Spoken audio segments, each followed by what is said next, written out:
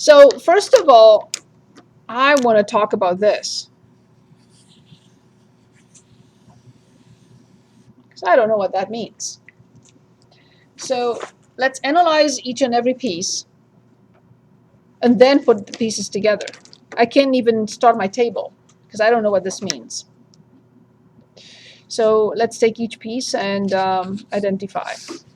I could get my table started, but I like to clarify that first. Okay. So what does the absolute value of x less than 1 mean? We know what it means. And how do I change it into simple inequalities, though? That's the key now. How do I solve this inequality? What does it represent?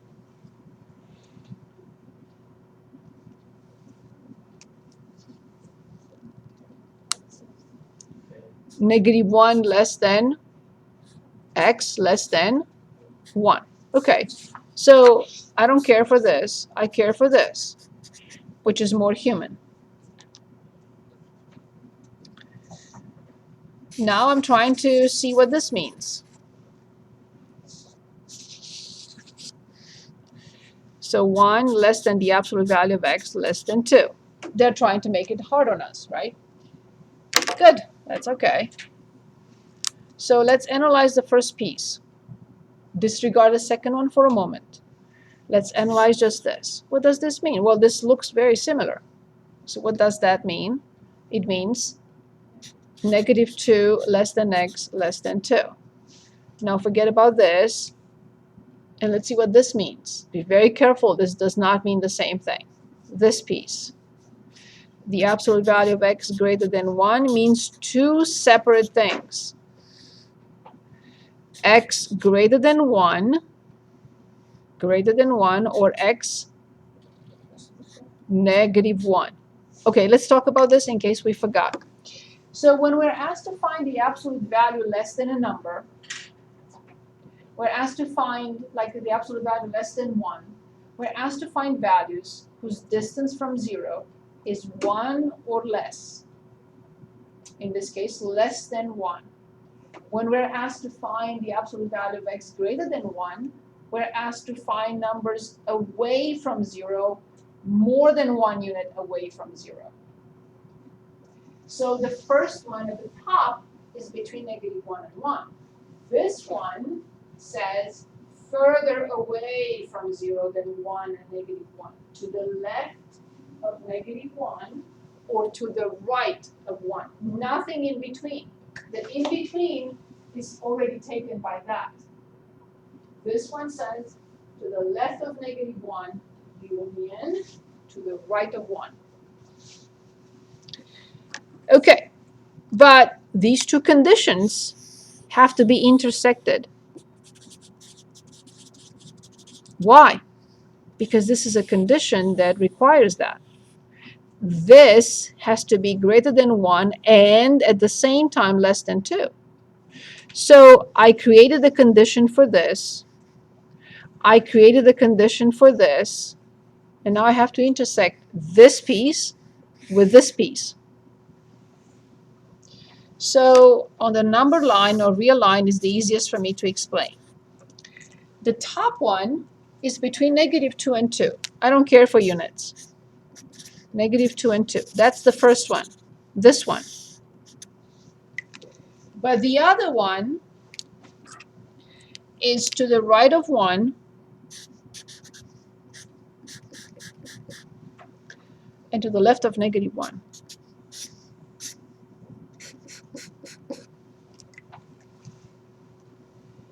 So this inequality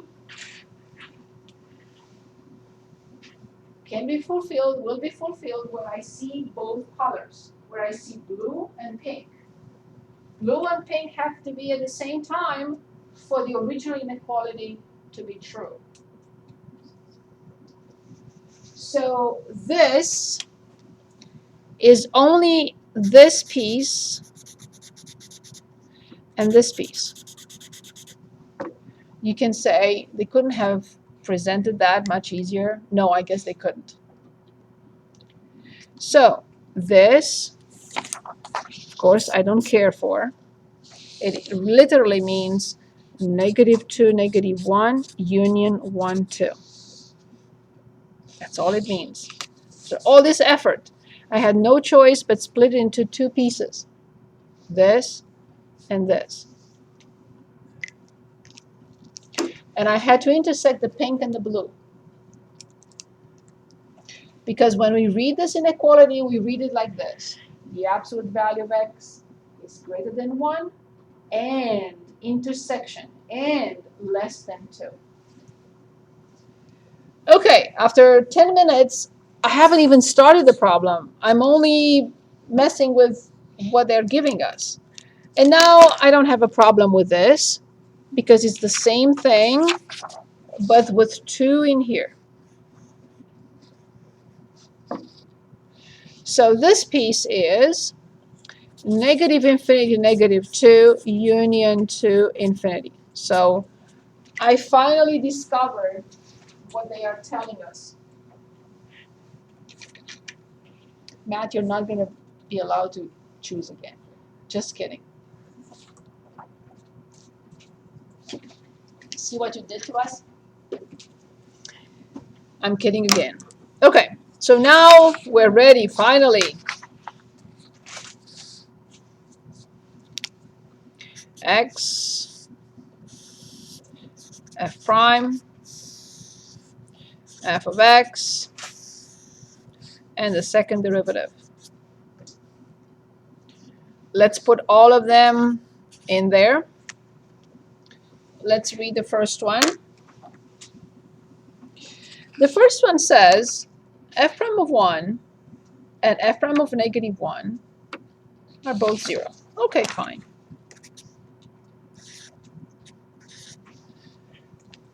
If they are both 0, so this is done. The first condition is done. But what do I know about that? If the first derivative is 0 and -1 and 1, what does that mean? It means that -1 and 1 are potentially, but initially I know there must be critical numbers. Yes. So x equals plus or minus 1, critical numbers. I don't know max min yet, but definitely critical numbers. Okay, so we're done with the first condition. Okay, the second condition says that between -1 and 1, the derivative, the first derivative, is less than 0. Nice, no problem. That part is done.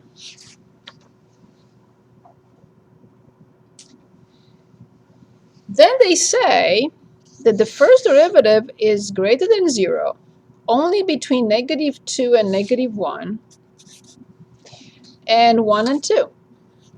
So the first derivative is positive between -2 and 1, -1, and between 1 and 2. That is done.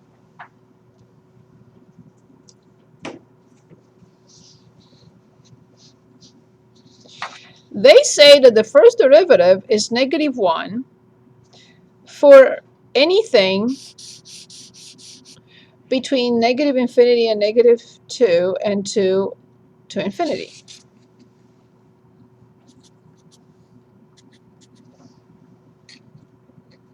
So it's not that it's negative, but we have to graph a slope of -1. So when we graph, it's going to be something like this. Same, slope of -1. Okay, finally, the inflection point 0, 1, 0, or maybe undefined, I don't know. So 0, 1 is an IP. That is done. So finally, the second derivative is less than 0 between -2 and 0. Between -2 and 0, the second derivative is negative. Okay, just summarizing the information and cleaning it up. It took us a while. Okay, so here's what I'm going to say. -1, comma, I don't know. That is not given to us. 1, comma, I don't know. I can choose anything I want. I'm free there. So this is definitely a local max. Would you agree? Because it's a critical number. And look at this, and the derivative is negative. So it has to be a local max, right? So -1, comma, whatever will be a local max because the derivative changes sign from positive to negative. 1, comma, whatever you want will definitely be a local min.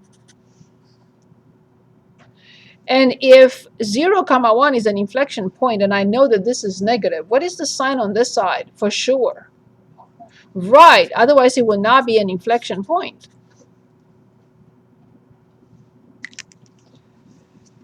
Okay, I think we're ready now. Yes, I agree. But that's okay.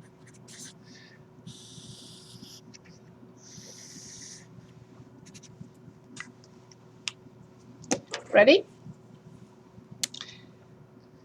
Okay, at -1 and at +1, I have to keep in mind that I have to create or present a local max and local min. At 0, comma 1, the function has an inflection point. So this opens downward, and this opens upward at this point. So it has to be this, and it has to be that. Opening downward, 0, comma 1 inflection point, and the function has to be decreasing. So I did not look and I did not plan ahead. My function is not decreasing. So I have to erase what I just wrote and do the other way. My function has to be decreasing.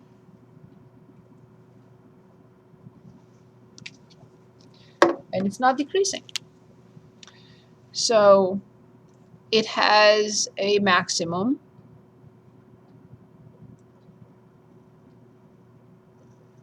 Opening downward. And it goes to a local minimum.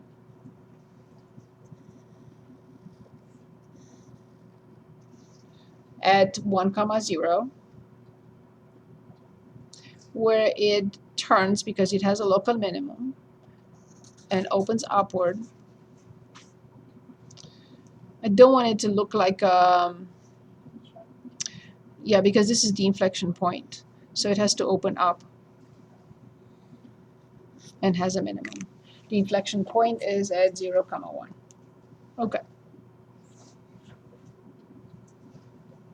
So it's decreasing between a -1 and 1. Yes, it is finally decreasing.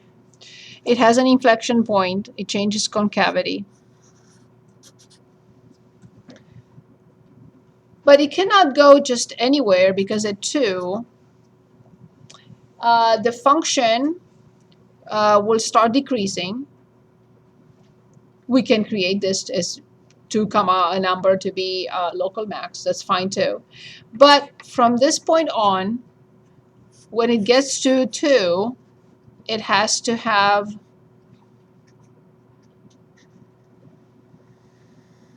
a slope of -1.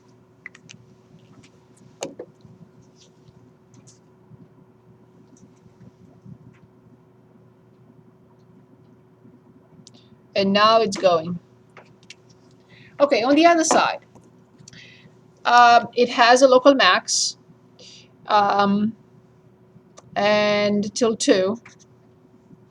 So local max here, it will decrease because I mean it's increasing towards that maximum between -2 and -1. And here it has a negative slope, and it's this, as long as I can show that this is -1. So here's the graph I came up with. and all conditions are fulfilled. The slope is -1, the function is increasing to a maximum at -1. I don't know where the maximum is. You can put any number you want. It's continue to decrease to the inflection point where it changes concavity, opening upward this time. It's increasing to a maximum. Oh, this was here. It's increasing to a maximum at 2. I don't know. And then all of a sudden from this maximum, it continues with a slope of -1 to decrease. It was actually a very good question. Thank you for choosing that. So this is an example of f of x. Very good pick, though. Questions?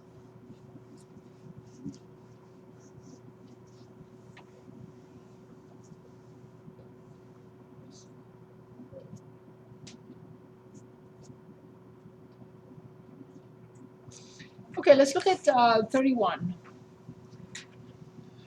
or 32. So let's read the question. The graph of the derivative of a continuous function f is shown. On what intervals is the function increasing? The function, we are given the derivative. On what intervals is f increasing or decreasing? At what values of x does f have a local max, local min? At what intervals of f is concave upward, downward? State the x coordinates of the points of intersection, and assuming that f of 0 equals 0, sketch a graph of f. Any questions? Would you like to pick? So page 298. We want to look at this one, or we want to look at 32? Which one? No preference? Okay, let's look at 31 then.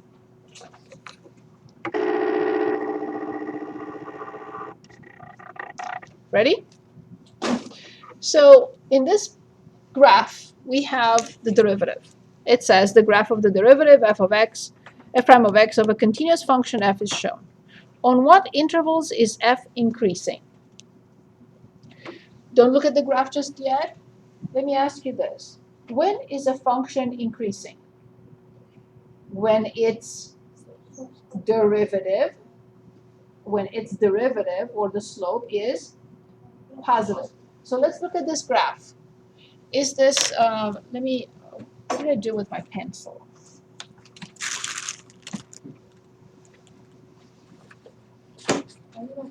Got it. Ready? Where is this? Because I want to erase it after I write on the book. So I see the derivative is negative between 2 and 4. I see the derivative is positive between 0 and 2. I see the derivative is positive between 4 and 6. It's positive between 8 and 10. And it's negative between 6 and 8. So one more time, on what intervals is f increasing? Between 0 and 2, union 4 to 6, and union a to infinity. So I'm going to write this down. So this is problem. We chose 31 on 298. So f increasing on, you said 0, 2, right? Then you said 4 to 6. And union a to infinity, correct? Perfect. Where is this function decreasing?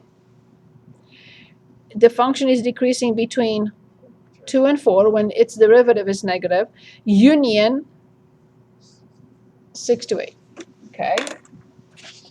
So f decreasing on 2 to 4, union 6 to 8. Very good. Next question. Part B. At what values of x does f have a local max and local min? So one more time, what do we need to determine first in order to find a max and min of a function? Critical numbers. We find critical numbers first. Where the first derivative is 0, or where the first derivative is undefined, where the function is defined. Okay, so where is the first derivative 0? It is at 2, it is at 4, and it is at 8. So I will write f prime of x equals 0 when x is 2, when x is 4, when x is 8.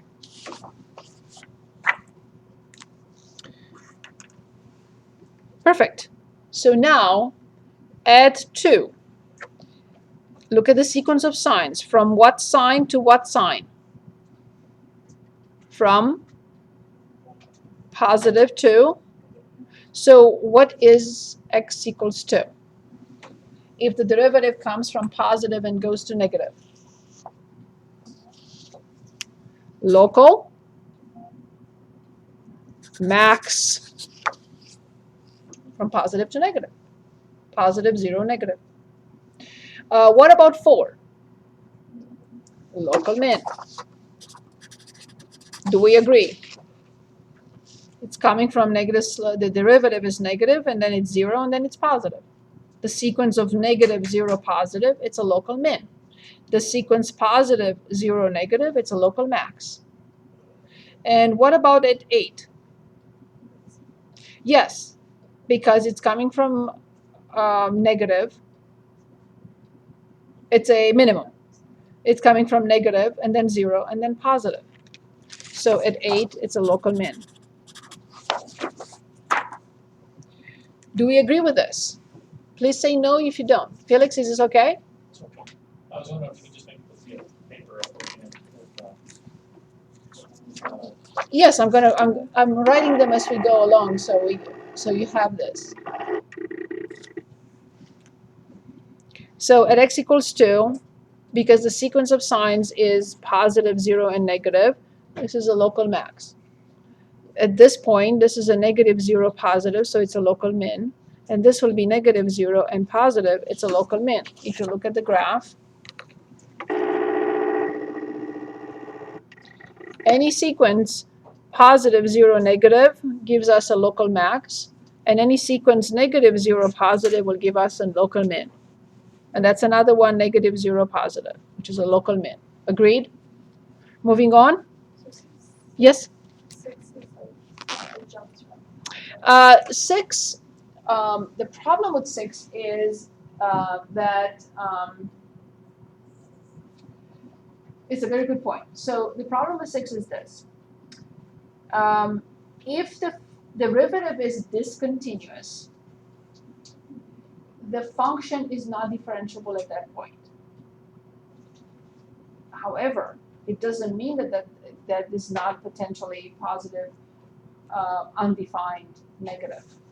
So it is possible.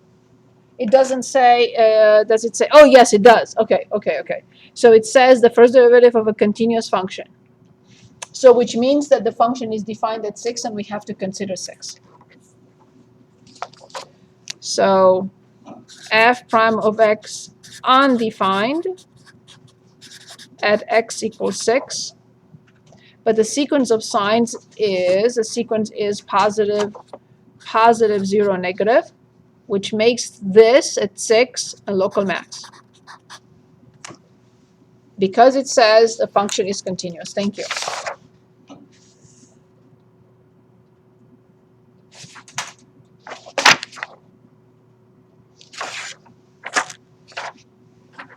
Where does this come from?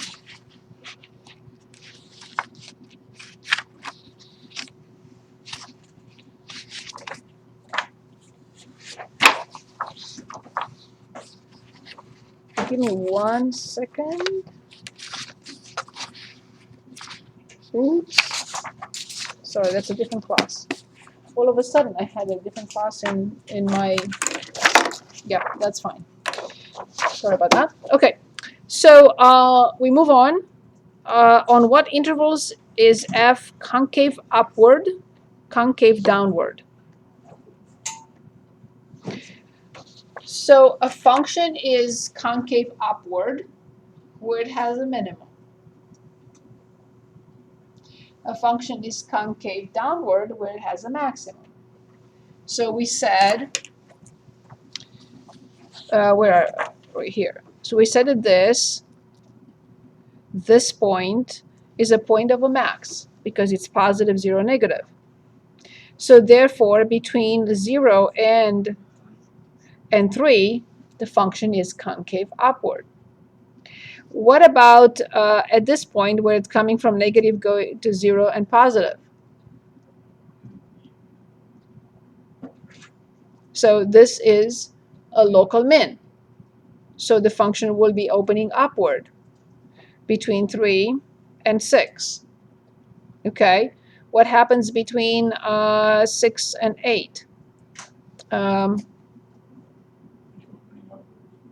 So it has a maximum, so we'll be opening upward.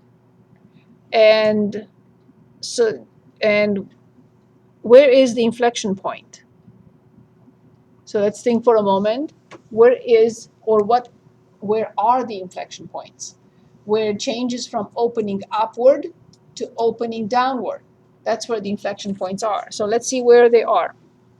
So here it's opening upward between so this is decreasing. I'm sorry, this is positive, so it's increasing, and then it has a maximum, and then it's decreasing. So the inflection point will be at x equals 3. That's the use of the second derivative test. That is useful right here, right now.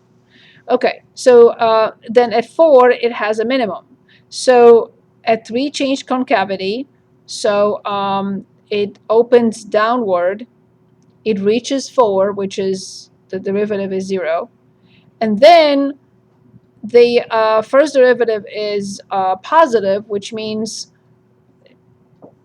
the function is, yes, because it has a minimum. So it slopes down.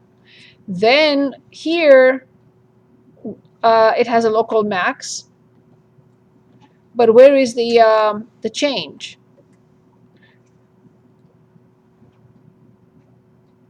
So where will we have inflection points? Where, again, so the first derivative is given here. When the first derivative is 0, when the first derivative has a max.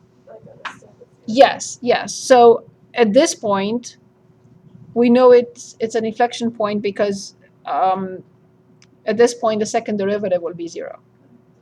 Okay, and where else? So at 6, the function is undefined. So the function is defined, but it has a maximum. So where a function has a maximum or a minimum, it could not have an inflection point.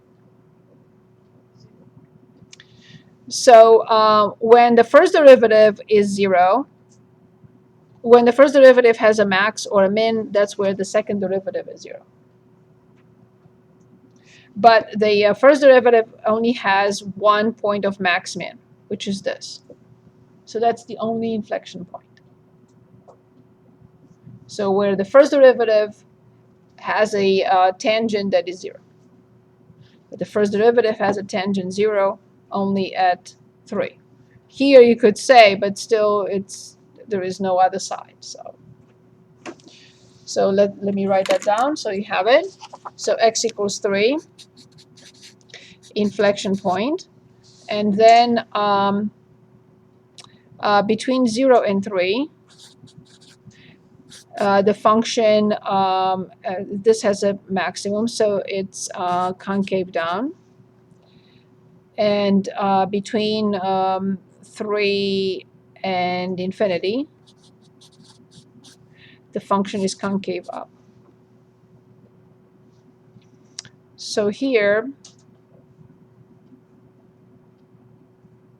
the derivative goes from negative to positive. So it has a minimum, and then it has another minimum between, that's a maximum, sorry. That's a maximum, right? And then if it has a maximum,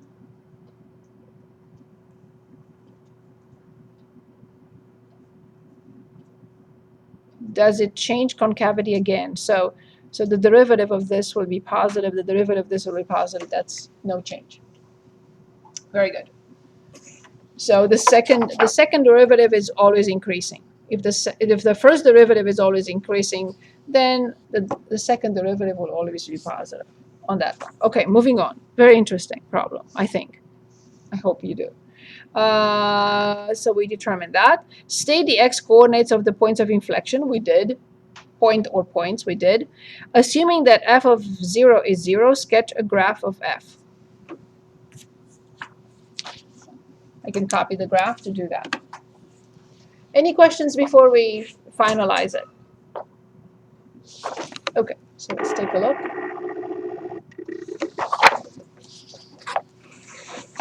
You remember we have to graph both functions one under the other, so the x coordinates match.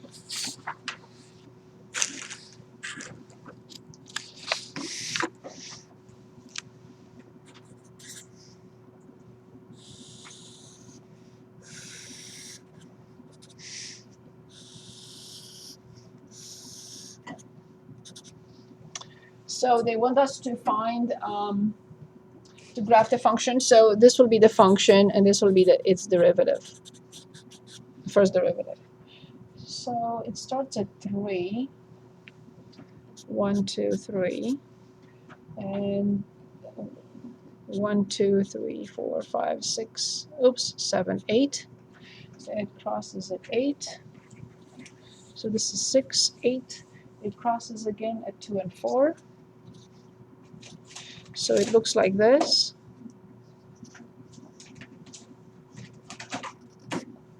And it goes up to still 3. Okay. And then it continues from -2 and crossing at 8.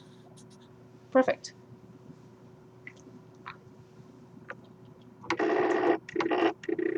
So this is the derivative when we want to find or graph a function, the function that has this derivative.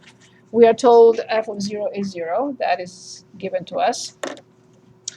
And we know that at this point and this point, at 2 and 4, something important. So 1, 2, 3, 4, 5, 6, 7, 8. Yeah, I can match them, see? 6, 7. So 1, 2, 3. Okay, 4, 5, 6, 7, 8. So I'm going to say this is 8, but you know what I mean? And I'm a little bit off. Sorry about that. Okay, at x equals 2, the function has to have a local max, positive and negative. So local max. Then we know that at x equals 4, it has a local min. 1, 2, 3, 4, 5, 6, 7, 8. At 4, it has a local min. At 6, it has a local max.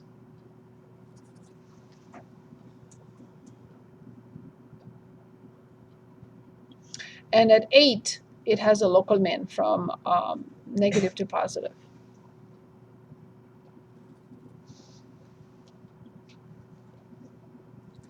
So the function is increasing till this point. It will be decreasing till 3, where it changes concavity. There is an inflection point at 3. And now it reaches a minimum.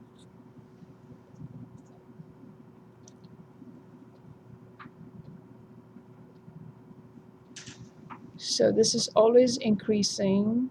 So this is right? So it's positive.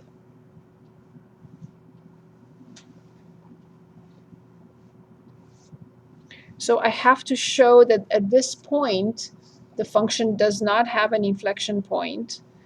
So it's this. It's like a vertical tangent.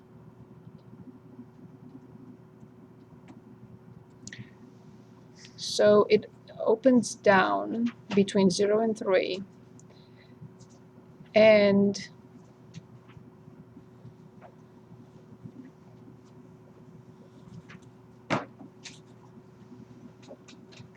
beyond 8. So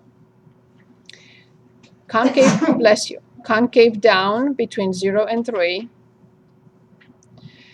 We know that the function here is not differentiable, but not differentiable, it doesn't necessarily mean it doesn't have a max. It has a critical number there, and it has a local max, but there is no change in concavity. This is always opening up between 3 and infinity. So that's the graph of the function. So it does have a local max here, but it does not have other inflection points. How do we know this? Because the derivative is undefined at 6. If it's undefined, it's either a cusp or a corner or a vertical tangent. But it's still, because the function is defined, it has a local max, as we know from positive to negative for the derivative. But it will always open up because there are no other max min in the graph of the derivative. So the second derivative is 0 when the first derivative has a max or a min. But there is only one min. There is no other min-max for this function. So therefore, the second derivative can only be 0 at 3. Questions?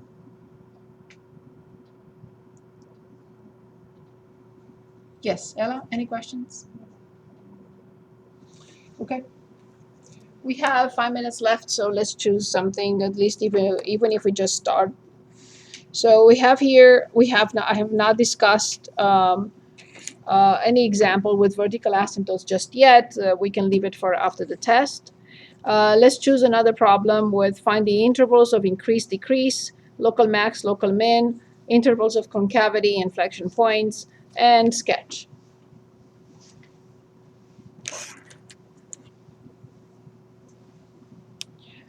An easy one will be something like, for example, let's look at a cubic function, if you're okay with that.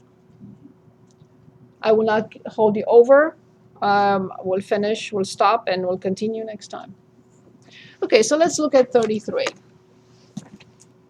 In 33, we're asked to determine everything. 33 on page 299, we're given a polynomial function x to the third minus 12x plus 2. They want us to determine everything. Inflection points, concavity, increasing, decreasing. So let's get the table going.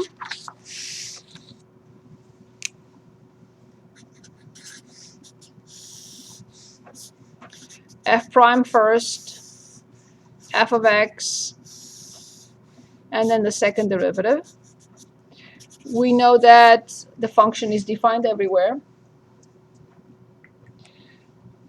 Can anyone give us the limits at infinities? This one and this one. Very good, to infinity, right. Cubic function, when x approaches negative infinity, this approaches negative infinity. When x approaches infinity, this approaches infinity. The rest is too small to mention. Very good. When x is 0, can anyone give us the y-intercept quickly? 2. We have not determined the x-intercepts. I have to put this in the calculator to determine the x-intercept. So we'll get to them in a minute. So let's find f prime, which is 3x squared minus 12.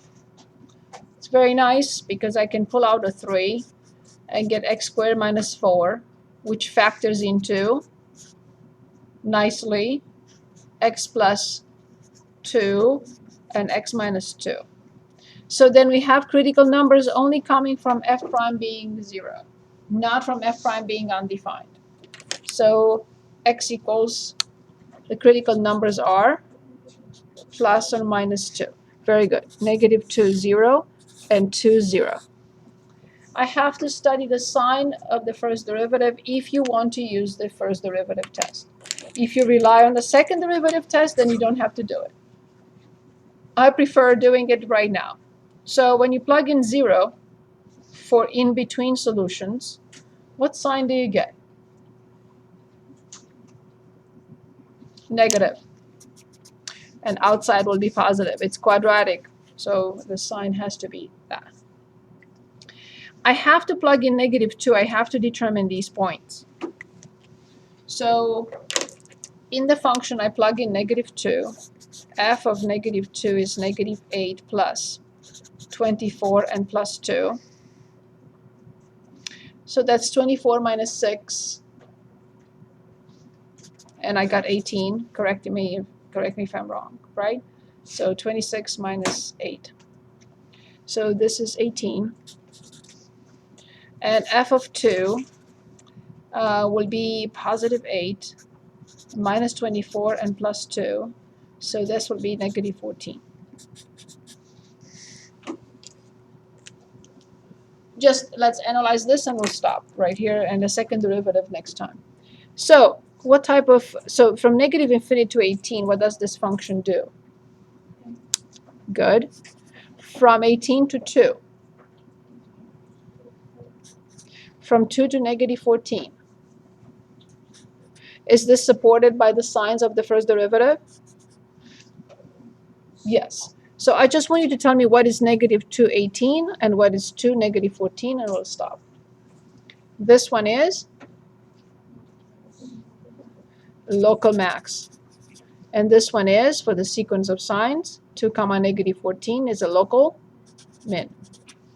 How do you know if it's local or absolute? We don't. When we graph, we will find out. But in this case, it's cubic. There is no absolute for a cubic function.